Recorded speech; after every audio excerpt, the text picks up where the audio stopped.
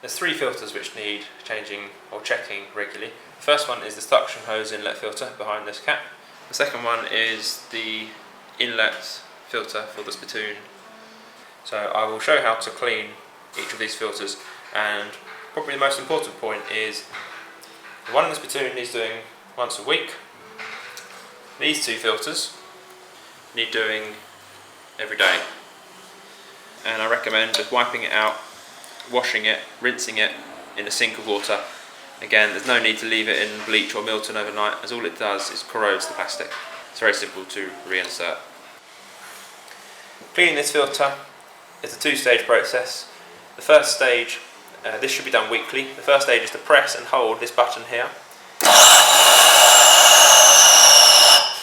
You should press and hold for about 5 to 6 seconds and you hear that sucking noise. Once we've flushed the button here, we just twist this counterclockwise and the filter comes out. Any muck in the filter should be cleaned in the sink, rinsed away, and then the filter can be reinserted. Again, it's good to apply some grease to the red seal, which will make future removal easier. Once it's cleaned, it's important that the three lugs shown here locate into the correct places, and then you twist it clockwise and it locks in.